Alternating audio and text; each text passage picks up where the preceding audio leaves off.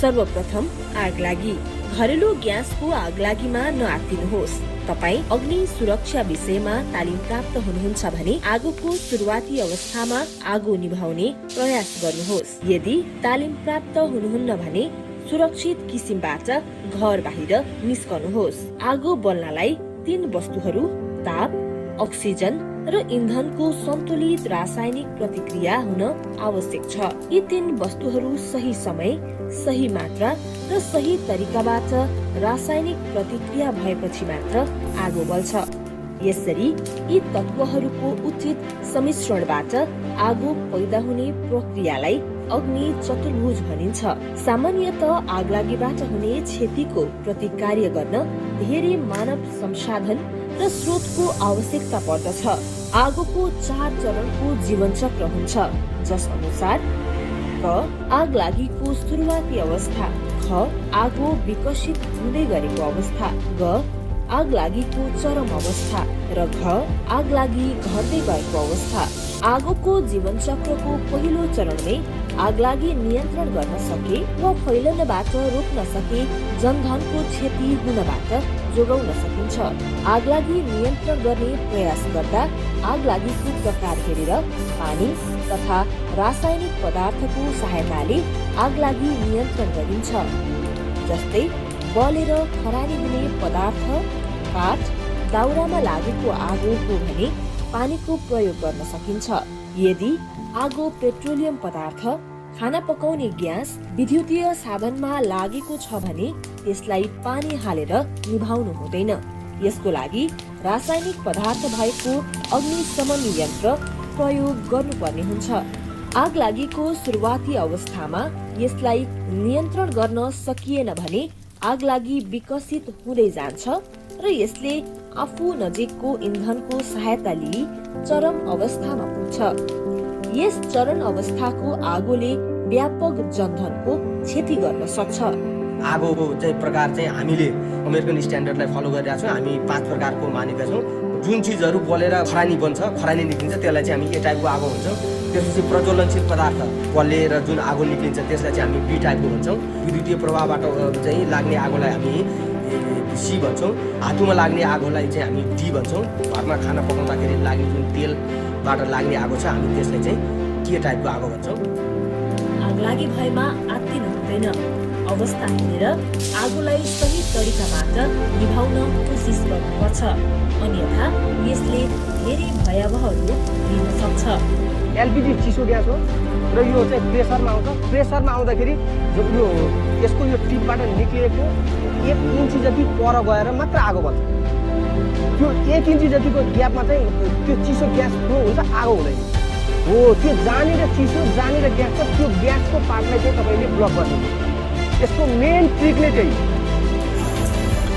यसरी गयो भने हामीले चाहिँ नडराइकन यसरी औँला लहर राख्नु, पिट्यो भने आगो निक्छ। यसरी किचनमा भएको सामान्य बाल्टी हो यो होइन। यो त हाम्रो सबैको घरमा यस्तो खालको बाल्टी हुन्छ। तर एउटा कुरो चाहिँ तपाईँले के चाहिँ विचार गर्नुहोस् भने यो यसमा क्वाल भएको अथवा चाहिँ यसको जुन रिङ छ, रिङमा अलिकति फाटेको च्यातिएको छ भने तपाईँले छोप्दाखेरि आगो निप्दैन र यही बलेर झन् अझ आगो फैलिन सक्छ।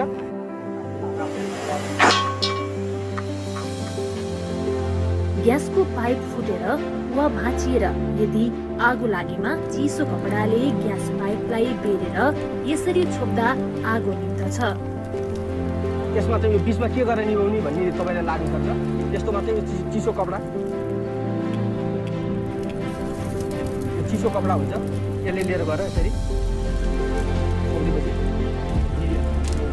मुख्यतः आगलागी थाहा नभएर लापरवाही र दुर्घटनाको कारणले हुने गर्छ। आगो नियन्त्रणको सैद्धान्तिक विधि स्टारभेसन।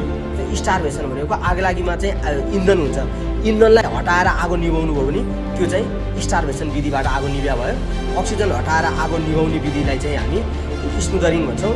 आगलागी भएको स्थानबाट तापलाई हटाएर वा त्यसको प्रभाव कम गरेर अग्नि नियन्त्रण गर्ने विधिलाई कुलिङ भनिन्छ। अग्नि सुरक्षाको सिद्धान्तका लागि 4A को सिद्धान्तको अनुसरण गर्नुपर्छ। आगोबाट बचाउनको लागि चाहिँ हामीले चाहिँ यो 4वटा ईलाई चाहिँ प्रायोरिटाइज गर्नुपर्छ। एजुकेसन, त्यो आगोको बारेमा जानकारी हुनु पर्यो, शिक्षा हुनु पर्यो। त्यसपछि इन्जिनियरिङ, बिल्डिङमा चाहिँ इन्जिनियरिङ त्यही अनुसारको चाहिँ इन्जिनियरिङ हुनु पर्यो। अर्को चाहिँ इन्फोर्स, तपाईँको एजुकेसन र इन्जिनियरिङ छ तर त्यसलाई कार्यान्वयन गरेन भने केही अर्थ हुँदैन। भनेपछि त्यसलाई चाहिँ त्यो अनुसार हामीले कार्यान्वयन पनि गर्नु पर्यो। र इन्गेजमेन्ट भनेपछि त्यो चाहिँ हामीले गरेको सिस्टमहरू जे छ त्यो सिस्टम अपरेट गर्नको लागि सर्टेन ट्रेन मान्छेहरूलाई चाहिँ राख्नुपर्छ। अग्निशमन यन्त्रले प्रथम चरणको आगलागीलाई नियन्त्रण गर्न सक्दछ। यस यन्त्रको प्रयोग गरी ए, बी र सी किसिमको आगोलाई नियन्त्रण गर्न सकिन्छ। अग्निशमन यन्त्रको प्रेसर गजको सूचक 90 डिग्रीमा हुनुपर्छ। यो यन्त्र एक पटक प्रयोग गरेपछि पुनः भरेर मात्र दोस्रो पटक प्रयोग गर्न सकिन्छ। नेपाल उच्च भूकम्पीय जोखिम भएको देशको सूचीमा पर्दछ। हामी भुइँचालोको जोखिममा पर्नुको कारण नेपाल युरोसियन र इन्डियन टेक्टोनिक प्लेटको बीचमा पर्छ र यी प्लेटहरू निकै चलायमान छन्। त्यसकारण पनि नेपालमा बारम्बार भूकम्प गइरहन्छ। भुइँचालोको समयमा सुरक्षित हुनका लागि हामी घर बाहिर खुल्ला र सुरक्षित स्थानमा जानुपर्छ। सकिन्छ भने सुरक्षित ठाउँमा जाने, भ्याइँदैन भने त्यो घरभित्र कुन चाहिँ प्लेस सुरक्षित हुन्छ त, त्यो घरभित्र त्यो कोठामा कहाँनिर सेफ प्लेस हो त भन्ने कुराहरू थाहा पाउनु पर्यो हामीले।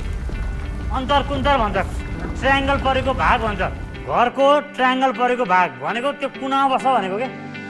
तपाईँ पात तलमाथि कहीँ अड्किनु भयो, कसरी खबर गर्ने? सिटीसँग त्यही भएर सिटी बोक्ने भन्छ नि त।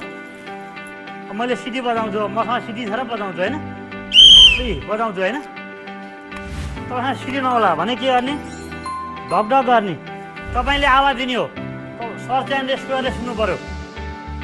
खोज उद्धारक, आर्मी, पुलिस, घुडाटिकी गुडुल्की ओता लागि समात भन्छ। कसरी गर्ने ल हेरौँ है, गर्न सक्नेले।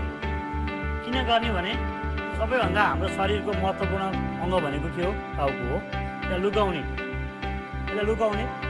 भूकम्प आफैले कहिले पनि मान्छेको मृत्यु हुँदैन। केबाट मृत्यु हुन्छ भन्दाखेरि भूकम्पबाट हुने भत्किने संरचनाहरू उपचार नपाएर, खोज उद्धार नभएर भूकम्प आफैले मान्छे मार्दैन। झटपट झोला भन्छ कसैले, कसैले आपतकालीन झोला भन्छ होइन, आपतकालीन अवस्थामा प्रयोग गर्ने झोला भन्छ। यो झोला हामीले बनाउने भन्छ। त्यो भित्र के हुन्छ? यस झोलामा हुने कुराहरू यस्ता छन्।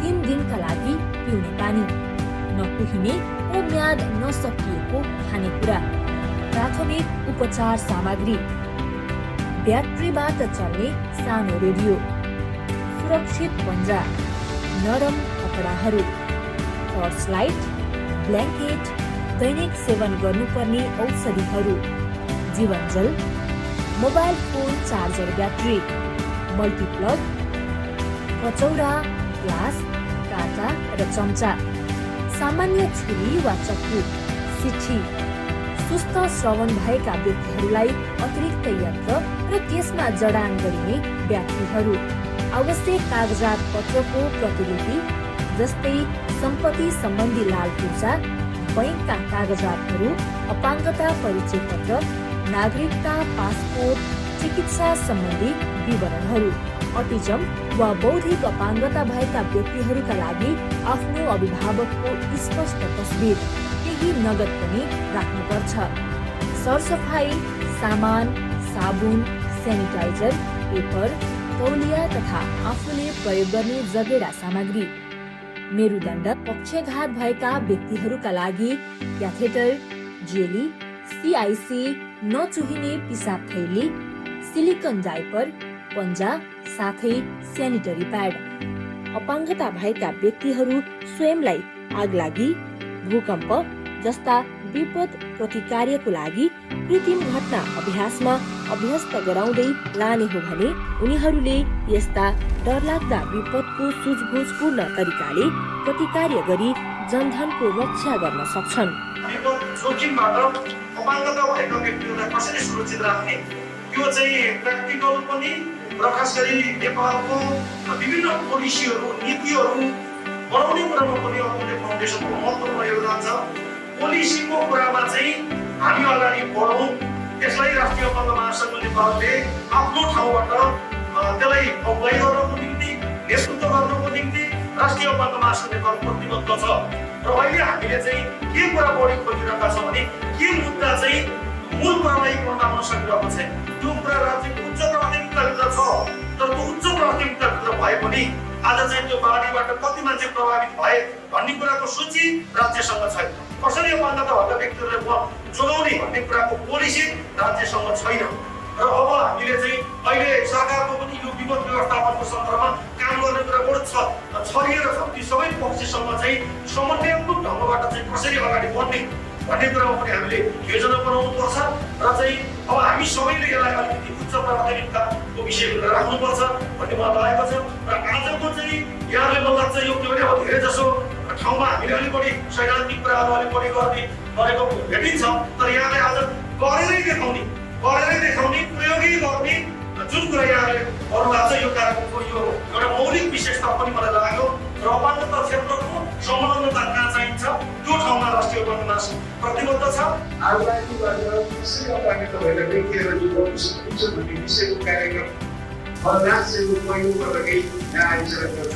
त्यसैले सबैभन्दा पहिला हामी अपाङ्गता भएका व्यक्तिहरू आगोको सदुपयोगमा हामी ध्यान दियौँ। आगो कहिल्यै पनि दुरुपयोग नगरौँ अथवा अनावश्यक ढङ्गबाट आगो पैदा हुने काम हामी नगरौँ। किचनको आगलागीलाई कसरी नियन्त्रण गर्न सकिन्छ भन्ने कुराहरू चाहिँ प्रत्यक्ष रूपमा मैले सिक्ने अवसर प्राप्त गरेँ।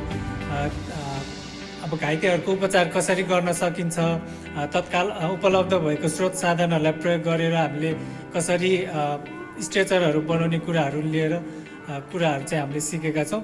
र स्थानीय सरकारले पनि अपाङ्गता भएका व्यक्तिहरूलाई चाहिँ बढी ध्यान दिनुपर्छ भन्ने कुरा। रमाइलो भाछ जिन्दगी जबदेखि फ्यामिलीमा आयो destiny. Presenting Nepal's first family scooter with revolutionary i3S technology, Hero Destiny.